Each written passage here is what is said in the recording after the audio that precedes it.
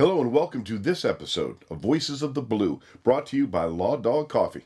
I'm Lieutenant Randy Sutton, the founder and CEO of the Wounded Blue, the national support and assistance organization for injured and disabled law enforcement officers. When a law enforcement officer is involved in a critical incident, they often have flashbacks of what they experienced, meaning they continue to relive some of the most vivid and horrific details over and over again. During a long career, this can be a result of an accumulation of incidents, or they can be triggered by one incident so disturbing they simply cannot stop thinking about it. Many times, these flashbacks will show themselves as gut-wrenching nightmares, thus affecting an officer's ability to sleep and get proper rest, with wide-ranging consequences that can wreak havoc with their physical, emotional, and mental health. A recipe for disaster, considering the enormous responsibilities a cop has while performing their day-to-day duties. Today, two former Florida police officers tell their stories.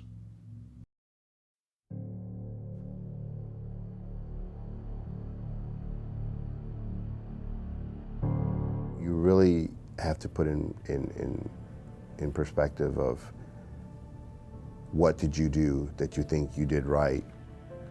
And I had a lot of survivor's guilt. You know, I was able to save one guy, and then when you get a mom from, that she lost her child and grabs you by your face and says,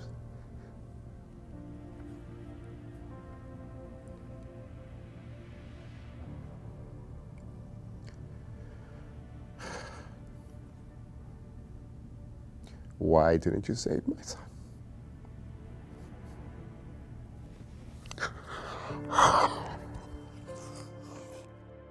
On June 12, 2016, a lone gunman entered the Pulse Nightclub in Orlando, Florida, and in an act of domestic terrorism opened fire, killing 49 people and wounding 53 others.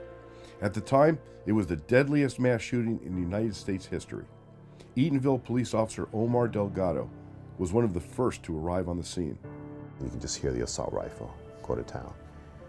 You can hear it from outside, and it's just da, da, da, da, da, da.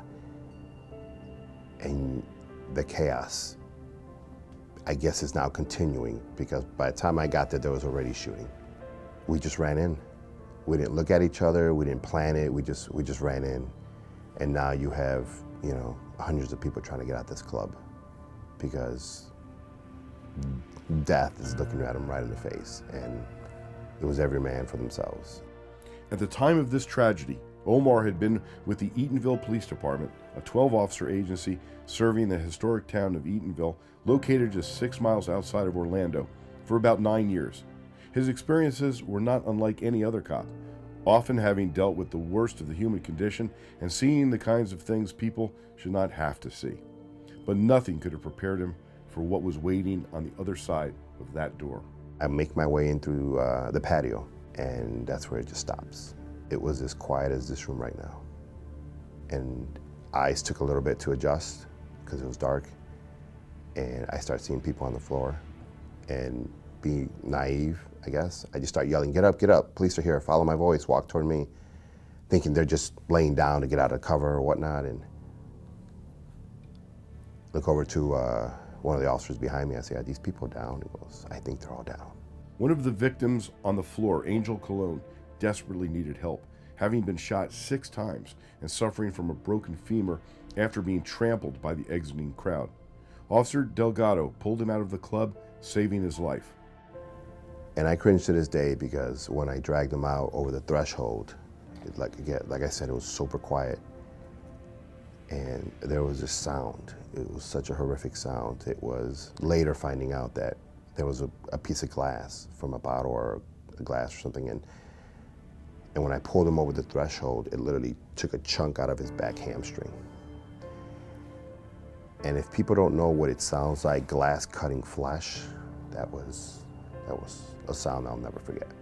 Officer Delgado went back into the club in an attempt to rescue other victims when the shooter began firing again from inside the club's restroom. His location was unknown to them at the time. That's when we heard more shooting. It was just da, da, da, da. So now we're inside this club, and I call him the monster. That monster just shooting and that sound just echoing off through the building, and it was deafening. The scene then transformed from an active shooter scenario to a barricade and hostage situation as SWAT officers hours later breached the building with an armored vehicle and killed the shooter during a firefight. And just as one would in any job, when the shift is over, you go home. But Omar felt different this time. I walked upstairs and I went to the bathroom. I started taking a shower, and a lot of people don't know this, but I mean, I kept looking at my hands, and I couldn't get the blood off my hands. And no matter how much soap I did, and my hands were hurting so much of me rubbing them, and my hands were clean. They were clean. And I just lay down, and that's when it just like really took over.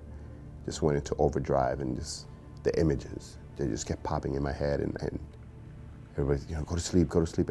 I couldn't. When police officers go to a scene like the Pulse Nightclub shooting or school shootings, and they find bodies everywhere, and they are devastated. I mean, think of it, police officers and other first responders, they are rescuers. Rescuers come in to help. When people are running away from a shooting, when they're running away from a fire, the first responders are running to the fire. Very often with that type of onset, that direct onset, they'll end up with a distinct change from yesterday I felt this way, the next day I feel this way.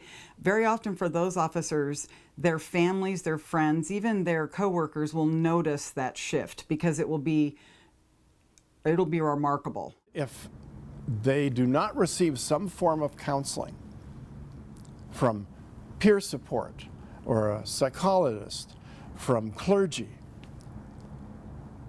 then quite often they will develop PTSD. PTSD is very insidious.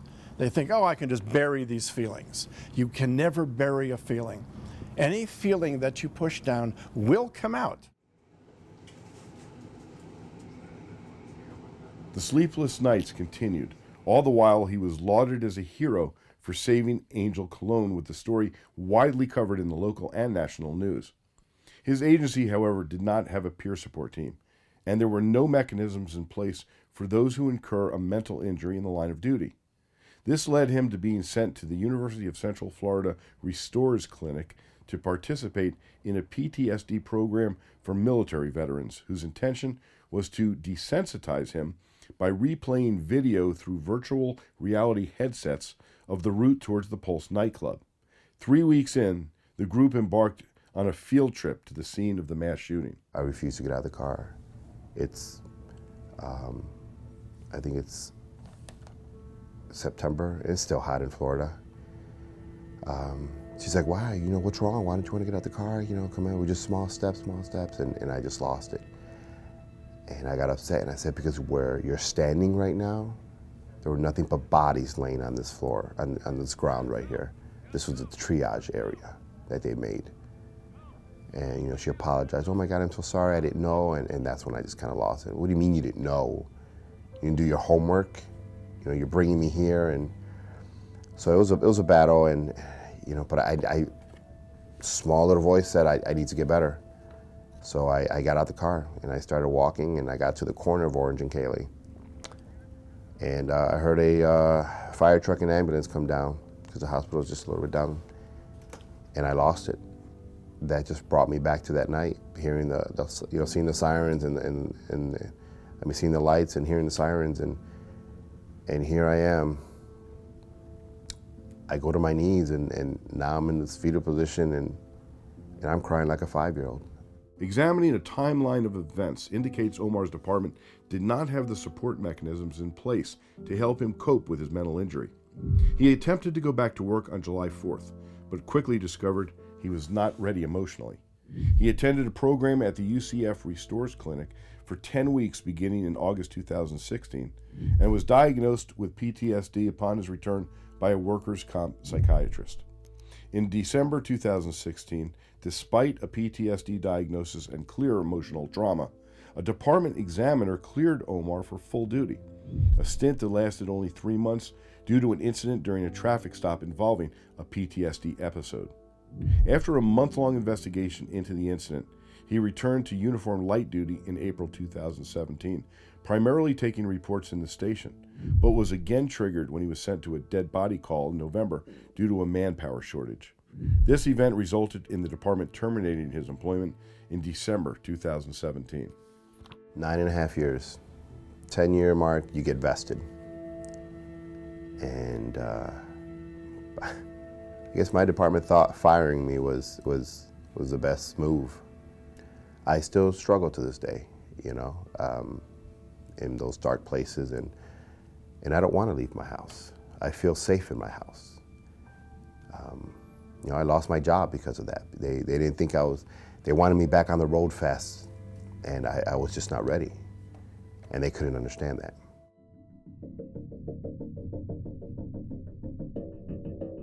Nightmares, just terror. Like, you know how when you have a nightmare, it feels real, and then you wake up and you're like, oh, yeah, that's good.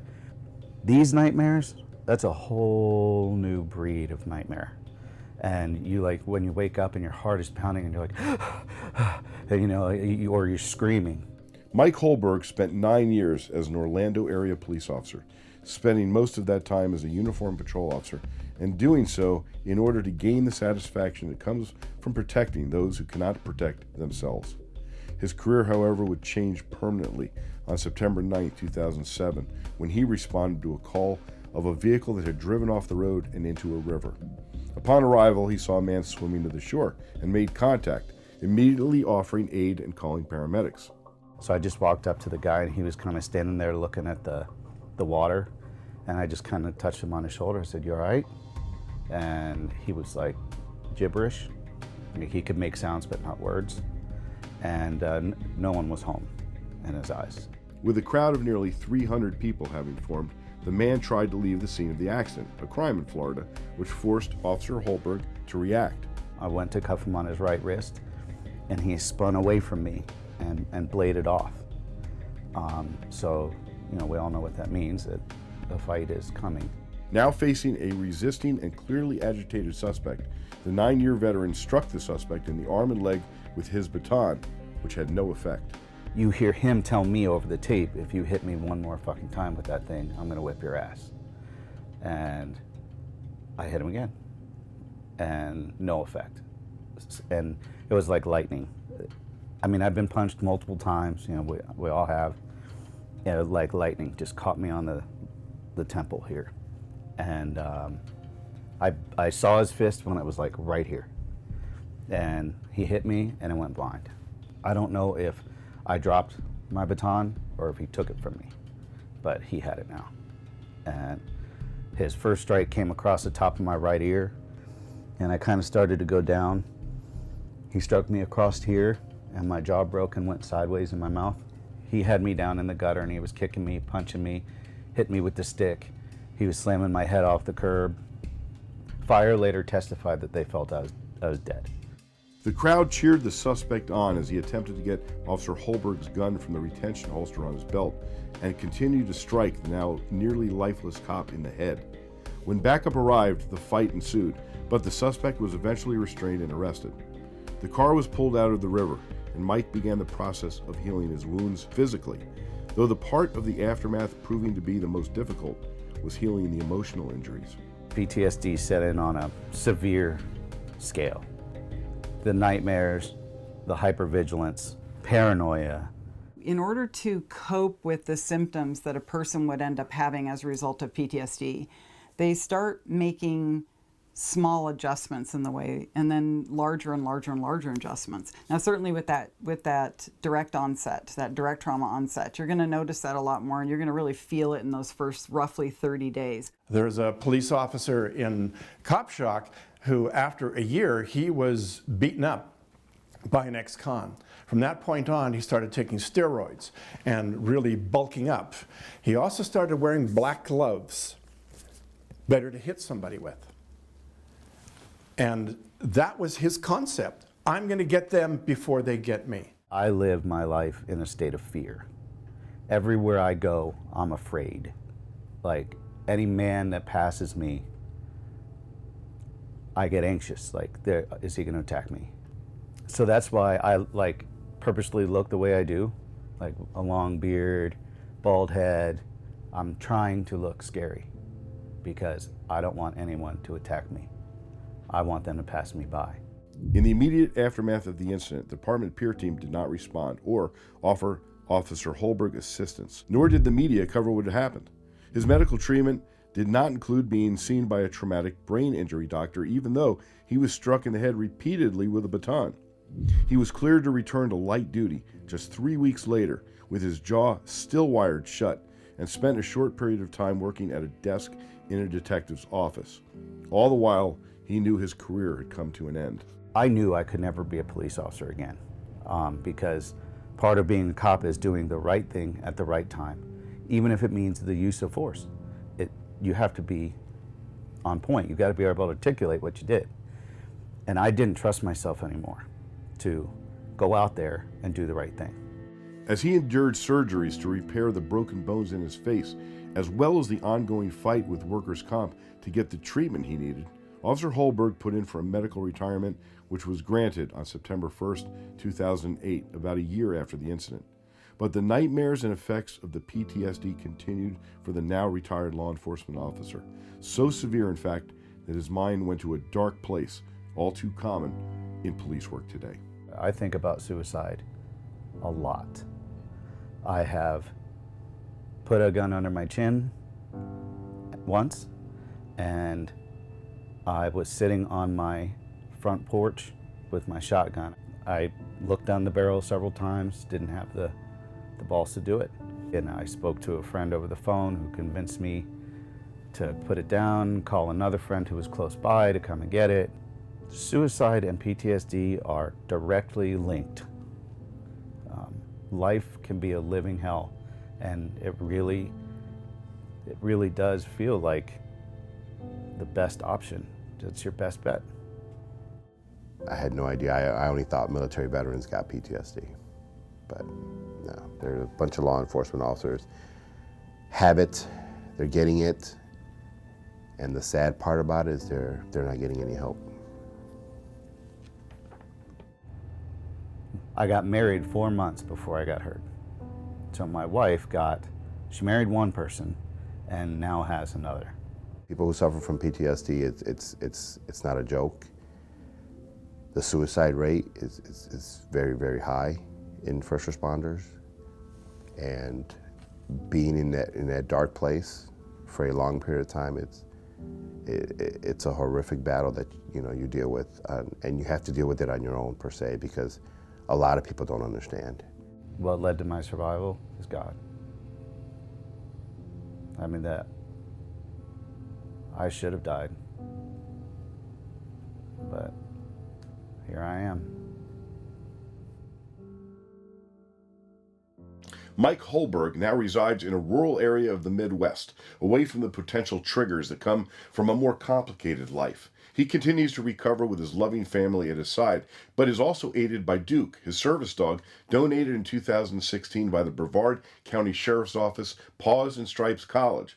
Because of the continued pain he endures as a result of his incident, Mike may never watch this segment, but his hope is the telling of this story will help other law enforcement officers as they continue to cope with the inherent traumas that come with the job. Omar Delgado was told his termination was based on the incident in which he had a PTSD episode during a traffic stop, a situation that had occurred some 10 months earlier. The nightmarish flashbacks of the Pulse Nightclub mass shooting simply would not stop, and his agency was not prepared to assist him in dealing with the aftermath. Instead, they chose to cite the symptoms of his severe emotional trauma as a reason to fire him after nearly 10 years of service that included his heroic actions in saving the life of Angel Cologne. In January 2019, and after a lengthy court battle, Omar won 42% of his pension, but the emotional scars he carries as a result of that fateful night will always remain. Thank you for joining us on this episode of Voices of the Blue. I'm Lieutenant Randy Sutton. Be safe, take care of yourselves. Help is here when you need it.